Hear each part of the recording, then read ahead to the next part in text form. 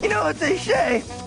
A little childhood trauma builds character. Ed, Edd and Eddy was a very mean show, and I love it. It's actually my favorite show of all time. I covered a movie a while back, and the community, you guys, voted for this episode to be the top pick, so let's get into the Ed-Touchables and answer the question. Did Ed, Edd and Eddy start off well? So to anyone who's a fan of the show and knows of the stylistic changes, you may notice quite a bit of changes to the style that many people remember. That is because the show came out in 1999. You may notice a real lack of slapstick, or a truly wacky animation style, or possibly just a different feel that you wouldn't associate with the prime level Eds. We have Double D having the time of his life, labeling things all around his room before he hears the doorbell ring. Now there's quite a bit of that classic Ed style in here. The choices of the camera angles, or really the cinematography in general, like this classic shot here that you may have seen in many Ed, Edd and Eddy episodes. Notice how many shots here have a very slanted feel, and a lot of shots don't last for long. Plus they have random and quirky sound effects.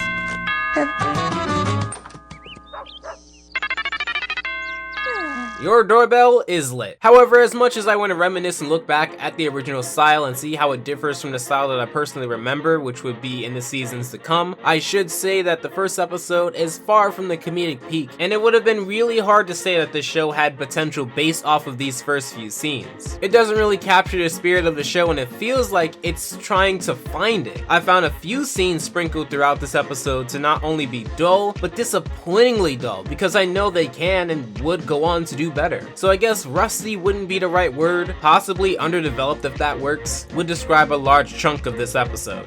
Wait, Eddie. You know the rules. Sheesh, stupid slippers.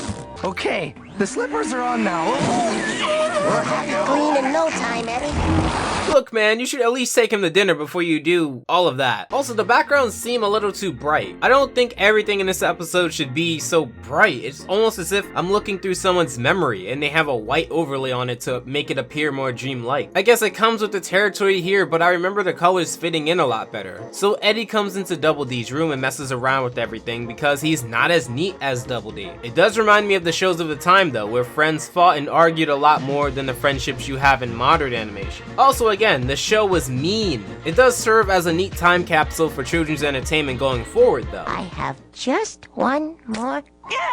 It's gone. Maybe you misplaced it. Never! What has become of this world? Is nothing sacred? No, everything is soiled.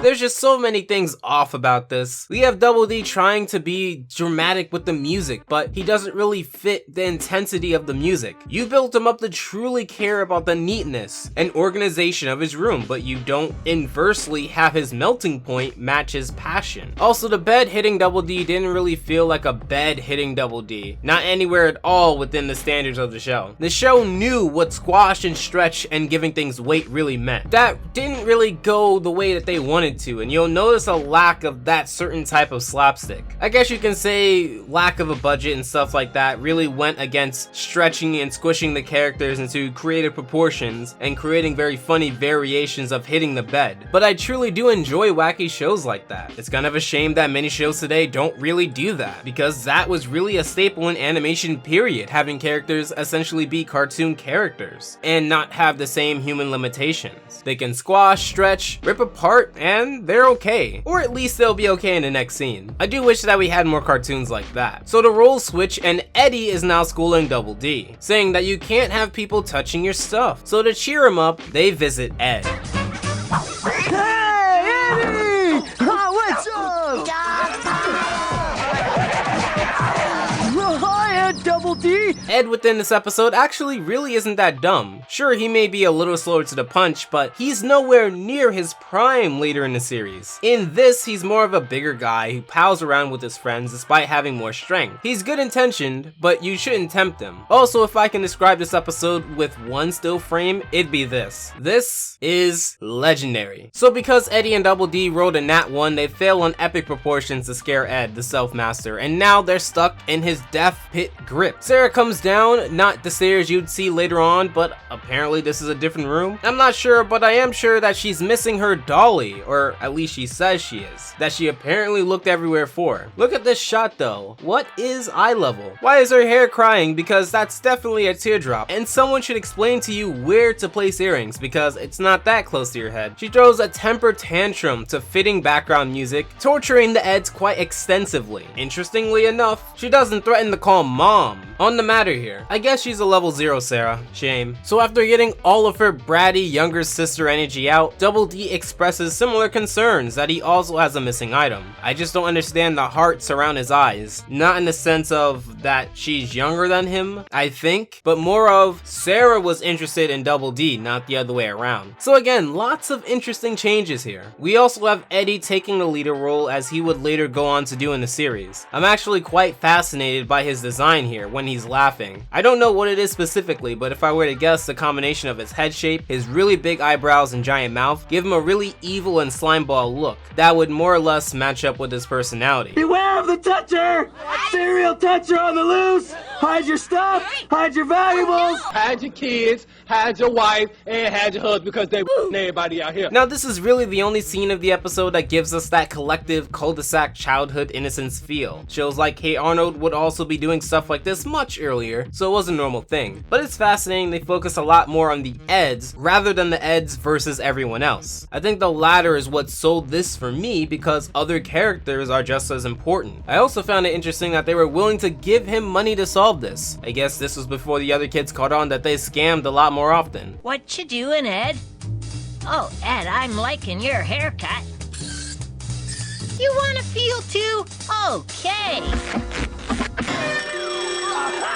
Dr. Toucher, I presume? Whoa, you guys are weird. They're weird? You're rubbing your wood on some random dude's face. This is why you have no friends. But again, let's talk about the animation. Long slide to the right aside, the animation seems to be again underdeveloped. The way that Ed runs from side to side here doesn't feel smooth and actually feels like he's taking 50 steps for something that would take 5. Just moving his character along faster probably would have saved a lot of time to give to other scenes. Not only that, but we have the scene here with Eddy running and it doesn't feel like he's running. It feels like the fence is running and it ran off scene. There's just a different feel with this chase that doesn't feel polished. Does it get its point across? Yes, but in a very rough way that doesn't complement the show that well. I will praise this part though, where Ed doesn't know how Eddy and Double D ran into the pole and disappeared. But we now get the interrogation part. Hey, Johnny, nice haircut.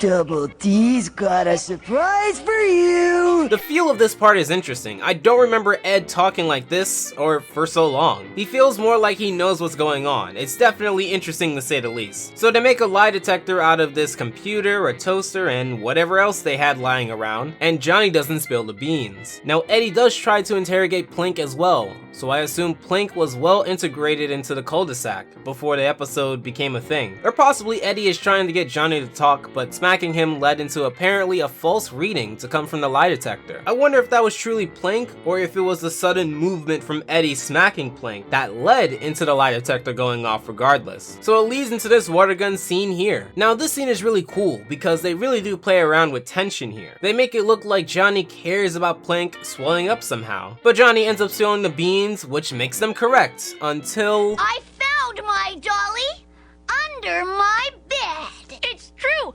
And here she is, see? Okay, let's set Sarah aside. Jimmy, you had a band-aid on you earlier and now your nose is messed up. Is Sarah hitting you on the low? Blink twice if you're being smacked around. But also, why does Jimmy have less of a vocabulary than Plink? I know Plink's a PhD, but you know what I mean. Have your own brains, you sweater-bound softy. Also, you, Sarah, came into the room and you decided to make a brat out of yourself. I think I had to keep a nickel due to pain and suffering. But rips aside, there's quite a bit of nickels in here, so you would think they'd have quite a bit of jawbreakers to get. Now, yes, it is true that the price of jawbreakers would go up to be a quarter, but that's clearly enough for multiple jawbreakers. Upon further inspection of my person, I seem to have come across my magnifying glass. No, you're not looking at me because you know you're guilty. Alright, I'm turning the camera off. Come here, let me have it, let me take it, let me That's what I think of your magnifying glass. You swore up and down that you didn't misplace it, and you did? Yeah, it's gone for now. Buy a new one. Anyway, they get to keep the money in this episode and get a taste of those sweet, sweet jawbreakers until Johnny comes back around, bumping into them, making this chase after the jawbreakers afterwards. This is such an iconic run because it does signify what is to come. This is the show in a nutshell, them chasing after jawbreakers, whether it is the jawbreaker itself or the means to get one. Well, they end with this chase, and this was Ed, Edd and Eddy, the Ed-Touchables. Did Ed, Edd and Eddy start off well? Barely. It did keep some of the spirit of the show, but many things were underdeveloped. It had a rough idea of what it wanted to do, and I applaud its efforts, but as a first episode, it has way too many flaws, both animation-wise and story-wise, for me to hand-wave all of them. Mind you, I love the series, it's my favorite series as a whole, but to put the first episode on the same level as other episodes would be lying, for me anyway. But what do you think of Ed, Edd and Eddy? Let me know in the comments down below. Special thanks to the patrons of October, and vote in the next community poll. It should be out when this video comes out. As always guys, take care. Alpha out.